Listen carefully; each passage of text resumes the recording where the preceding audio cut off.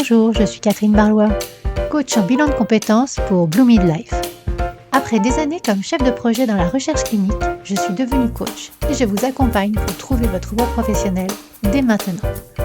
Bienvenue dans ce podcast où je partage avec vous, seul ou avec mes invités, des conseils, des expériences, du coaching dans la bonne humeur. Alors, on est parti pour l'épisode du jour. Bonjour à tous et bienvenue sur l'épisode numéro 119 du podcast Blue Mid Voice, où je reçois en interview Barbara Bouxières. Ce sera la capsule numéro 5 et déjà la dernière capsule sur le thème des parents solos. Mais avant de plonger dans l'épisode du jour, j'ai une question pour vous. Est-ce que vous vous sentez encore à votre place dans votre travail ? Si la réponse est pas vraiment, ou si vous avez cette impression de tourner en rond sans trop savoir ce que vous pourriez faire d'autre, si vous rêvez secrètement de tout envoyer balader pour vous sentir alignée, utile et heureuse d'aller bosser le matin, alors j'ai quelque chose pour vous. Je propose des bilans de compétences pas comme les autres et du coaching pro avec structure, profondeur, mais surtout dans la bonne humeur. Résultat, vous vous connaissez mieux, vous reprenez confiance en vous, vous retrouvez du sens et vous construisez un projet pro qui vous ressemble vraiment. Et si vous ne savez pas par où commencer, le plus simple, c'est d'en parler ensemble. Vous trouverez toutes les informations et un lien pour me contacter dans la description de ce podcast. Et maintenant, place à l'épisode du jour. Je vous souhaite une belle écoute. Dans cette dernière capsule, Barbara Bouxières, qui est accompagnatrice socio-professionnelle au sein du dispositif Parents Solo chez Arelia, partage avec nous un message de soutien, de lucidité et d'espoir. Tout au long des 4 capsules précédentes sur le thème Parents Solo, c'est-à-dire les épisodes impairs 111, 113, 115 et 117, nous avons parlé de charge mentale, d'insertion professionnelle, de lien social et de soins de soi. Pour clôturer cette série, il était essentiel de rappeler que derrière chaque parent solo, il y a une personne forte et souvent épuisée. Dans cette capsule, Barbara livre des conseils concrets pour sortir de l'isolement, des ressources locales et nationales pour être accompagnée et surtout un message puissant. Prenez conscience de votre force. Vous en avez tellement plus que vous ne le pensez. Ce dernier épisode est un hommage à tous les parents qui tiennent bon, souvent dans l'ombre, et un appel à la solidarité collective pour qu'ils ne restent plus seuls. Merci à Barbara pour ses mots justes, son engagement et sa douceur. Place à cette dernière capsule. Alors installez-vous confortablement et je vous souhaite une belle écoute. Et on est parti. Bonjour Barbara. Bonjour Catherine. Merci pour ta venue dans cette toute dernière capsule autour du parent solo, autour de tout ce qu'on s'est dit dans les 4 précédentes capsules. Euh, J'avais envie de terminer par un message d'espoir, par voilà, une ouverture globale sur tout ce qui peut être amélioré. Tu disais, voilà, au niveau société, on a parlé en off, c'est encore assez compliqué, hein. J'aime bien, je mets assez. Hein, Mm. voilà, j'ai pas dit très, mais j'ai envie quand même d'avoir une pointe d'optimisme et voilà, des messages d'espoir par rapport à tout ça et par rapport à cette situation. Donc, qu'est-ce que tu donnerais comme conseil à un parent solo qui là vraiment se sent dépassé? De venir nous voir. S'il est sur Nancy, il ne faut pas hésiter déjà. Et puis alors, hormis déjà de prioriser, de se poser, et de prioriser, de voir ce qui est la priorité pour l'instant à faire, de ne pas hésiter à demander du soutien, soit par des dispositifs comme le nôtre, où on va pouvoir orienter vers d'autres choses, soit par le département, par les centres, les MDS, les PMI, les assistantes sociales de secteur. Ne pas hésiter aussi, on n'y pense pas et j'en ai pas parlé, de demander du soutien par le biais d'une TISF, technicien de l'intervention sociale et familiale. D'accord. Ils peuvent intervenir sur les parents, le burn-out parental, on n'en a pas parlé, mais ça existe. Mhm. Euh, Ils viennent d'accoucher, si l'enfant est petit, il n'y a pas besoin d'avoir une mesure où on peut faire la demande d'une TISF. Moi, je l'ai fait pour une famille il n'y a pas longtemps, une dame qui était fatiguée suite de problèmes de santé et vraiment très fatiguée. J'ai fait la demande d'une TISF, ne serait-ce que pour la soulager et puis aussi, bah voilà, elle a quelqu'un qui vient au domicile, qui l'aide et puis elle peut parler, elle peut l'aider dans sa parentalité, l'aider avec les enfants.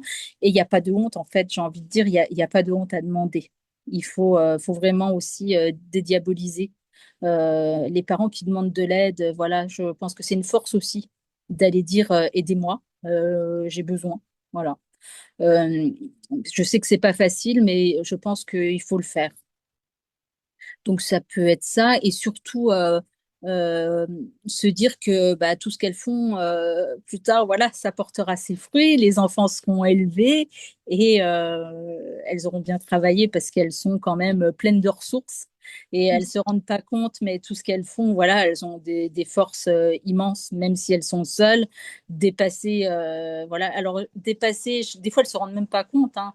C'est voilà, surtout fatigué, mais il faut se poser, prioriser, prendre du temps pour soi et déculpabiliser de prendre du temps pour soi. C'est surtout ça. Ne pas culpabiliser de se poser, de faire quelque chose, du sport, d'aller faire du yoga, d'aller faire des trucs. Il faut vraiment, voilà. Alors après, on me dira c'est facile parce que les enfants, des fois, ils sont petits, ils sont demander de l'aide, demander à un voisin, des fois nouer du lien aussi, hein, ça peut aider, hein.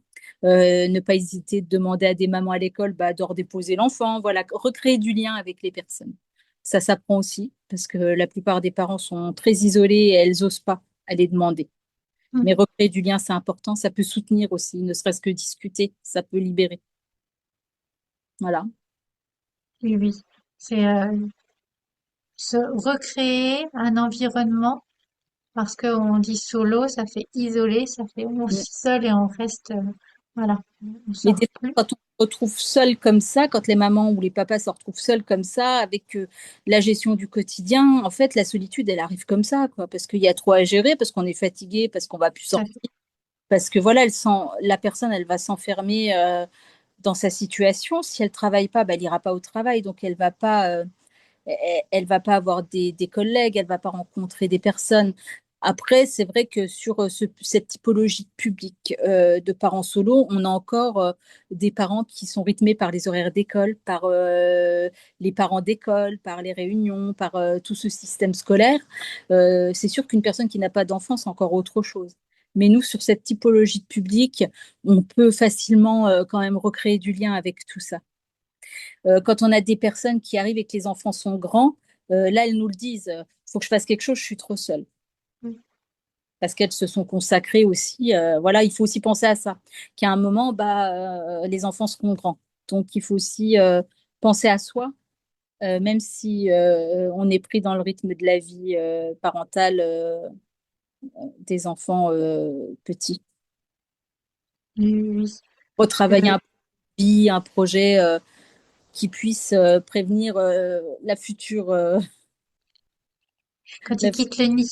C'est ça, voilà. Parce que ça sera encore plus dur, hein. On a le cas hein, de maman qui arrive et qui nous dit ah, moi, je suis trop seule, qu'est-ce que je vais faire? Voilà. Bon, après, on retravaille, hein, tout ça, on recrée du lien. Mais c'est difficile. C'est difficile Mm. d'aller vers les autres quand on est resté longtemps isolé.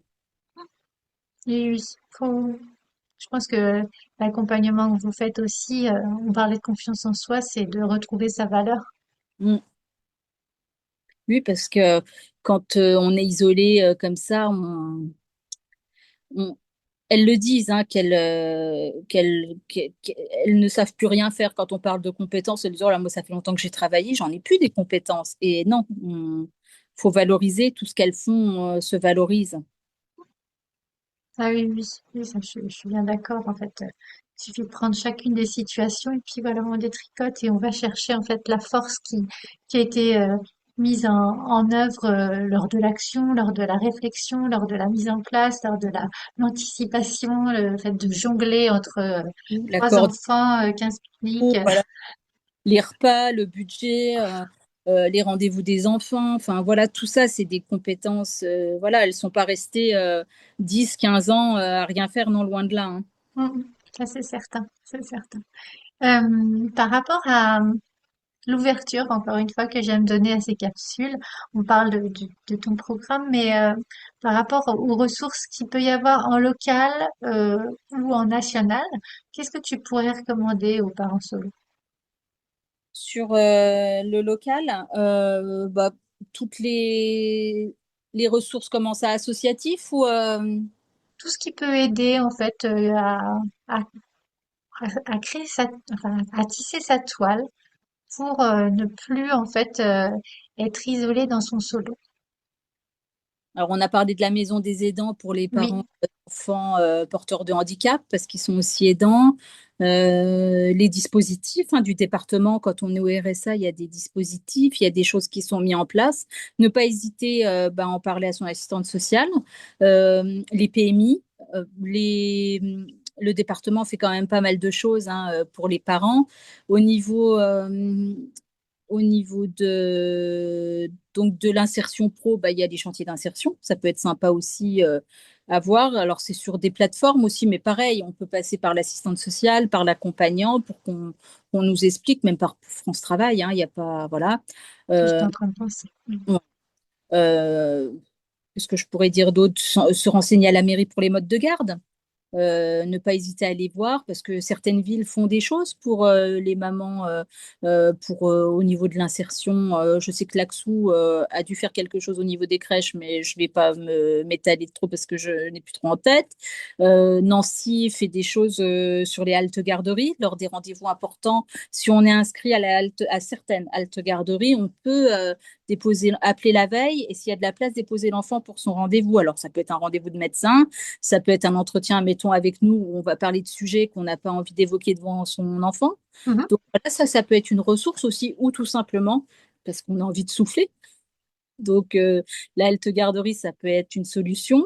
Ne pas hésiter à s'inscrire dans les crèches aussi, même s'il n'y a pas de place maintenant, il y en aura forcément à un moment.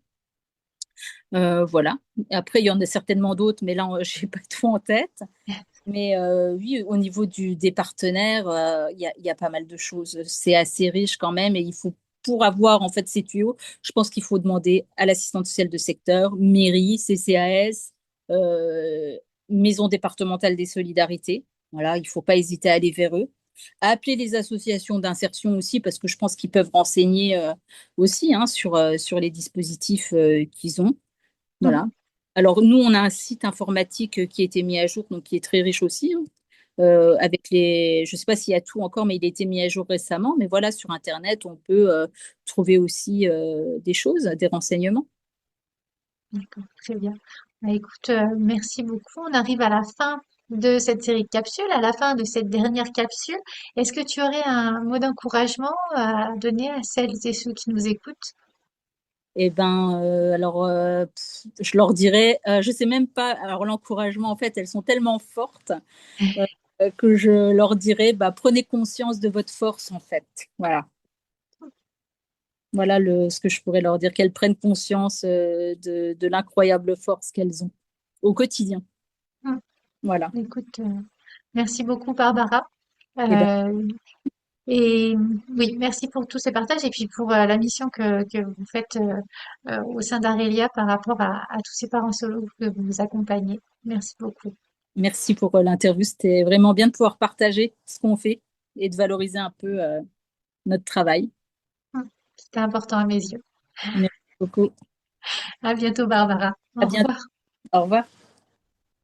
Si cet épisode vous a plu, n'hésitez pas à le liker, à le partager, à mettre 5 étoiles sur votre plateforme d'écoute préférée. Et je vous souhaite une belle semaine.